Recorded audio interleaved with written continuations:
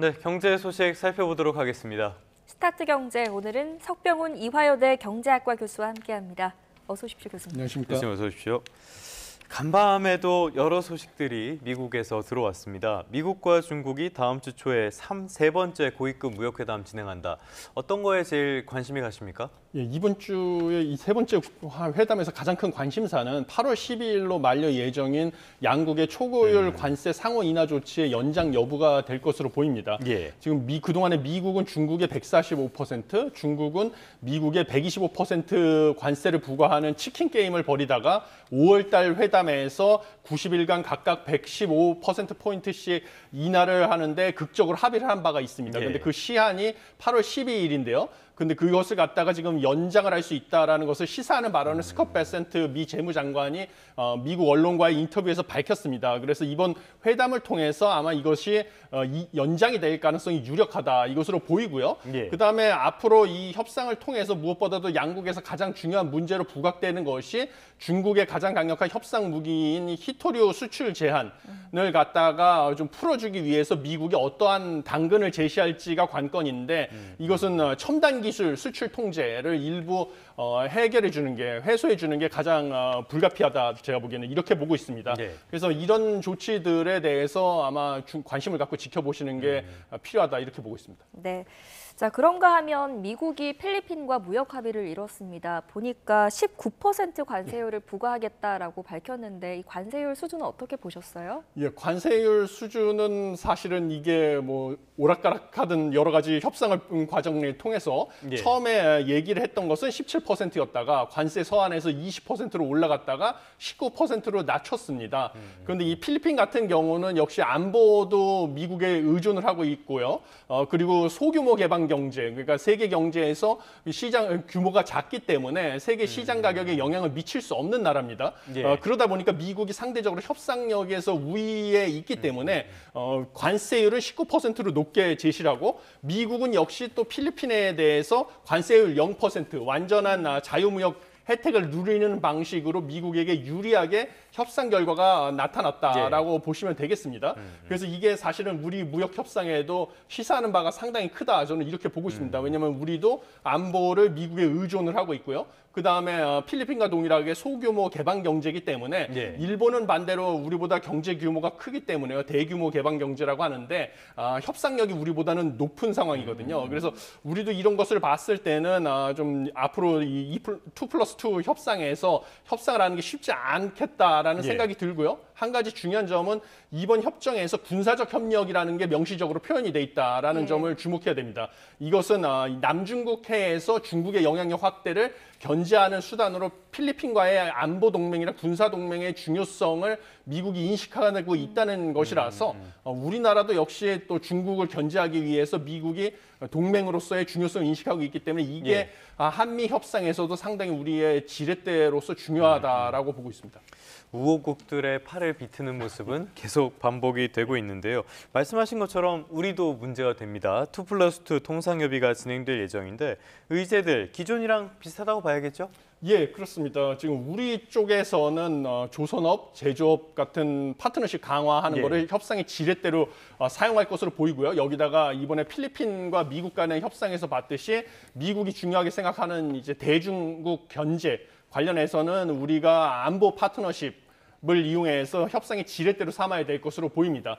그 외에 미국이 요구하는 그 농산물 시장에서의 일부 비관세 장벽을 완화해 주는 것은 우리가 어쩔 수 없이 원하는 것을 얻어내기 위해서는 양보가 불가피하다 이렇게 보고 예. 있고요. 그럼 우리가 원하는 것은 무엇이냐라고 하면 일단은 25%로 예고된 상호 관세율을 최대한 낮추는 거, 그리고 무엇보다 미국에 대한 주력 수출품인 품목별 관세, 자동차, 그다음에 철강, 앞으로 부과가 예고된 반도체에 대해서 품목별 관세율을 인하하거나 아니면 뭐 품목별 관세가 인하된 쿼터를 최대한 예. 크게 확보하는 게 관건이 되겠습니다. 그리고 미국의 요구사항은 대미 무역 흑자, 한국이 가지고 있는 무역 흑자를 축소하기 위해서 LNG 수입을 늘려라.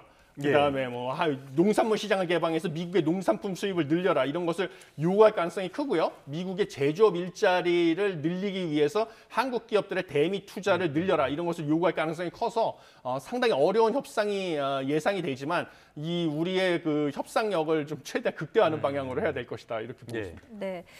말씀하신 것처럼 수출에도 영향을 미칠 수밖에 없을 텐데 조금 더 구체적으로 전망을 해주신다면요. 예, 우리 수출 같은 경우는 보시면 1월 달부터 6월 달까지 6개월 중에서 4개월 동안의 그 대미 수출이 전년 동월 대비 감소했습니다. 그래서 1월 달에 마이너스 9.5%, 그다음에 4월, 5월에 거의 마이너스 7% 이런 식으로 큰 폭으로 감소를 했는데 이것은 무엇보다도 미국이 한국에 부과했던 상호 관세, 그다음 주력 수출품인 자동차와 철강에 대해서 품목별 관세를 큰 폭으로 부과한 영향이 크다라고 보고 있고요. 그다음에 이 대미 수출 증감률이 이렇게 널뛰게 하는 것은 이제 관세를 상호 관세 같은 경우는 이제 부과를 했다가 유예했다가 이런 식으로 오락가락 행보를 보였죠. 근데 품목별 관세는 지속적으로 부과를 했지만요.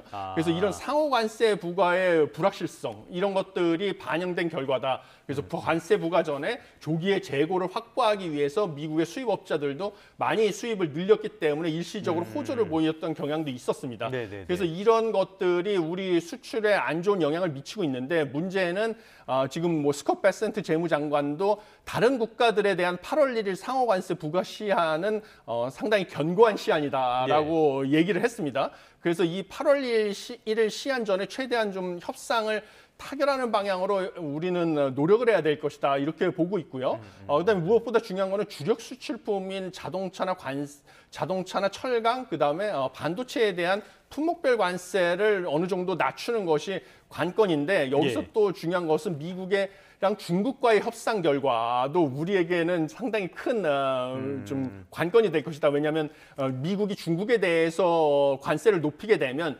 중국의 대미 수출이 타격을 받고요. 그러면 우리의 대중 수출 역시 타격을 받는 무역 구조입니다. 왜냐하면 중국의 최종 수출품에 들어가는 중간재들을 우리가 중국으로 많이 수출을 하거든요. 그래서 미중 수출의 간접적인 그 효과도 미중 무역 협상의 간접적인 효과까지 우리 수출에 영향을 미칠 것이라서 상당히 앞으로 좀 안 좋은 영향이 있을 가능성이 크다 이렇게 보고 있습니다. 근데 조금 전에 교수님 8월 1일 말씀을 해주셨는데 지금 미국에서는 8월 1일에 이번엔 진짜다 계속 강조를 하고 있단 말이에요. 그런데 지금 미국 쪽도 관세 충격을 받고 있고요. 품목별 관세가 이어지면서 미국의 자동차 기업들 실적도 굉장히 나빠졌습니다. 반도체 관세를 부과하는 거는 뭐 자행위가 될 수밖에 없고요. 진짜 8월 1일에 할까요? 예, 그것은 사실은 불확실성이 큽니다. 왜냐하면 과거의 사례로 보면 양치기 소년처럼 이제 관세 협상 기한을 갖다가 막판에 가서 또 연장하고 이런 식으로 가고 있기 때문에요. 그런데 어느 정도 지금 우리와 미국 간의 협상에서 어느 정도 뭐 이 양국에서 요구하는 사안이 합의점으로 근접해 가고 있다라는 신호가 나오지 않으면 좀 8월 1일에 좀 가혹한 조치가 나올 수도 있다. 저는 이렇게 보고 있습니다. 그래서 이번 협상에서 어느 정도 양국 간의 의견 차이를 좁히는 좀 가시적인 성과가 있어야지만 우리가 8월 1일에 시한을 연장하는 조치를 기대해 볼 수 있다. 이렇게 보고 있습니다. 어느 정도는 진전이 있어야 된다. 알겠습니다. 자, 다음 이슈로 넘어가 보겠습니다. 민생회복 소비 쿠폰 신청이 시작됐는데 지난 코로나 때 그 재난지원금 신청 때도 그랬고 이럴 때 참 꼼수와 사기가 많이 기승을 부리는 것 같습니다. 소비 쿠폰을 중고거래 플랫폼을 통해서 현금화하는 사례들이 지금 잇따르고 있다고요? 예, 그렇습니다. 사실 이 특정 지역에서만 사용할 수 있는 지역화폐 형태로 발행했기 때문에 예상할 수 있었던 부작용입니다. 불법 유통 감시를 위해서 결국은 행정력을 낭비하고 추가 비용이 들어갈 수밖에 없는 구조인데 솔직히 말씀을 드리면 이번에 그 소비 쿠폰 같은 경우는 전국에서 동시에 지급을 하고 있는 것이죠.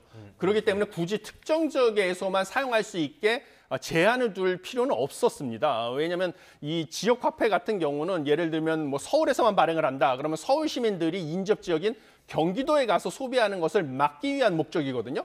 그러면 서울의 경기를 부양할 수가 있죠.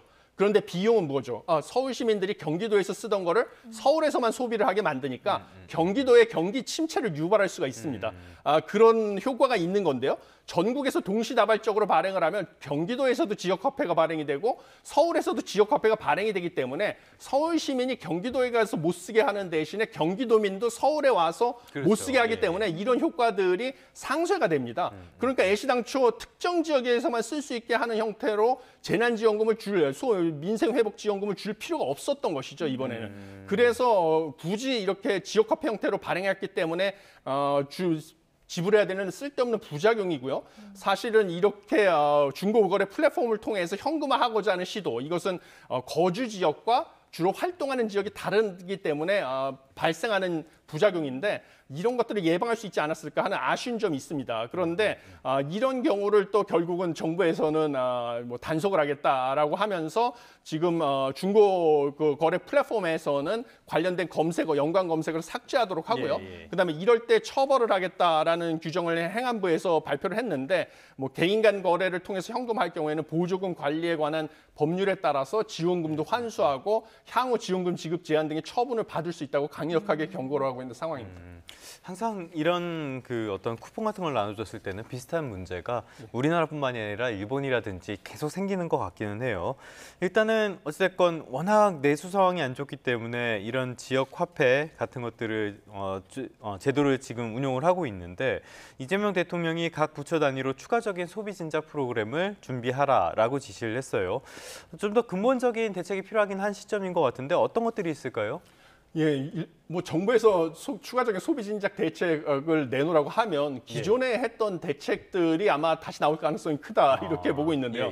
뭐 과거에 했던 대책들은 휴가 시즌에 맞춰서 국내 여행을 장려한다고 해서 뭐 일부 고속도로 통행료를 면제한다든지 국내에서 휴가비를 지원한다든지 국내 여행에 한해서 아니면 뭐 호텔비나 숙박비 이런 것들을 일부 할인해주는 쿠폰을 지원해준다든지 이런 식의 정책들을 예상해 볼 수가 있습니다.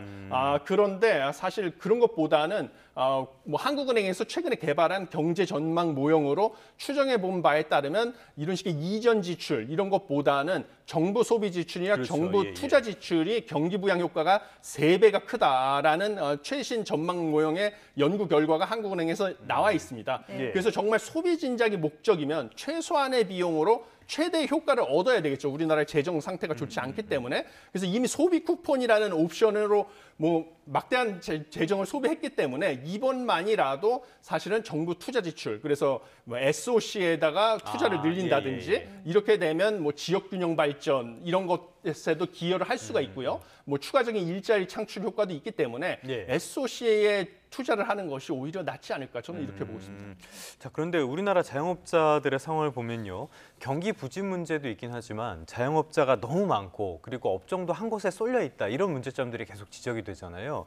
이런 점에 대한 근본적인 개혁 방안은 뭐 방법이 있을까요? 예, 방법은 제가 뭐 국회에 가서도 여러 가지 전문가 진술을 통해서 누누이 얘기를 했는데 뭐 장기적인 방법, 우리나라 자영업자 문제가 발생된 계기는 1997년 IMF 외환위기까지 거슬러 올라갑니다. 원래 그때 구조조정을 통해서 실업이 급증을 하니까 실업이 늘어나는 것을 막기 위해서 정부가 늘어난 실업자들을 갖다가 자영업자로 창업을 하게 유도를 했습니다. 그때부터 경제 규모에 비해서 자영업자들이 차지하는 비중이 지나치게 커왔던 문제가 있었고요.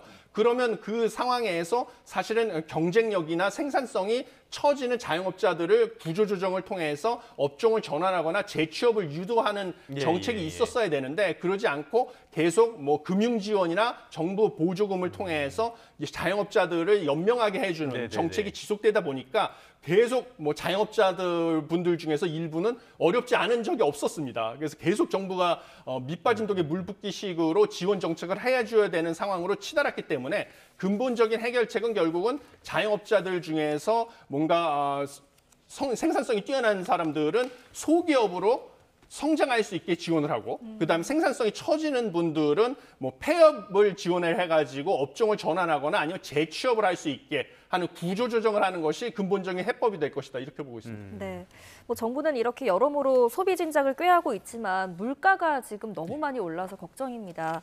보니까 생산자 물가가 석 달 만에 오름세로 올랐던데 얼마나 올랐나요? 예, 생산자 물가 같은 경우는 이제 물가 지수 차원에서 봤을 때는 큰 폭으로 오르지는 않았습니다. 그래서 생산자 물가 지수가 오른 것을 보면 전월 대비로는 뭐 크게 증가를 하지 않았거든요. 근데 문제는 이제 상승세로 반전을 했다라는 건데 전월 대비 0.1% 상승을 했습니다. 근데 가장 크게 오른 이유는 축산물하고 농산물이 2.4%, 1.5%로 올랐기 때문입니다. 예. 그래서 농림수산품은 전월 대비 0.6% 상승한 게 큰 원인이고요. 개별 품목으로 나눠 보면 뭐 풋고추 41%, 그다음에 뭐 배추 44%, 수박 38% 이렇게 올랐는데 이런 것들은 결국은 기상이변, 기후 변화 요인으로 인해서 그리고 계절적인 요인으로 인해서 뭐 수박 같은 품목의 수요가 몰리기 때문에 예. 가격이 폭등했다. 이런 요인으로 생산자 물가가 상승 반전을 했습니다. 저도 최근에 장을 보러 가면은 수박값이 너무 올라서 깜짝깜짝 놀랄 때가 부담이 굉장히 크더라고요. 이런 걸 보면은 이제 소비 같은 것들에 조금 더 제한이 있을 수는 있을 것 같은데 혹시 이런 쿠폰이 발급이 된 것들 이런 것들이 일부 품목의 물가를 오르게 하는 그런 영향은 없을까요? 예, 저도 그런 점은 상당히 우려가 됩니다. 예. 왜냐하면 이번에 소비 쿠폰이 발급이 됐고요. 그거를 갖다가 11월까지 한시적인 기한을 두고 소비를 하게 하는데 문제는 계절적인 요인, 휴가 기간, 그다음에 여름이라서 뭐 수박 같은 계절 과일 이런 쪽으로 소비가 집중돼서 몰리게 되면 특정 품목이 기후 변화로 인해서 공급이 줄어든 상황에서 소비가 몰리면서 가격이 급등할 수 있는 그래서 일부 이제 채소나 농산물 그다음에 축산물 같은 경우도 기상 이변으로 폐사가 급증하고 있거든요. 그런 쪽의 가격은 급등할 수 있다. 그러면 이게 시차를 두고 가공식품이랑 외식비 가격도 상승을 시키거든요. 예. 그럼 이게 또 결국 생활 물가와 그 연관이 돼 있기 때문에 소비자 물가 지수 자체는 올해는 1%, 올해랑 내년에 걸쳐서 1% 후반에서 2% 초반인 한국은행 물가 안정 목표 내외라서 물가가 안정된 것으로 보이지만 우리 일반 국민들이 보기에 체감할 수 있는 물가인 생활 물가 지수 같은 경우는 여전히 큰 폭으로 상승을 해서 서민들의 삶은 상당히 어려울 것이다라는 것이 상당히 우려되고 있습니다. 네. 알겠습니다. 오늘 물가 이야기까지 해봤습니다. 오늘은 석병훈 교수와 함께 여러 가지 경제 이슈들 짚어봤습니다. 잘 들었습니다. 감사합니다.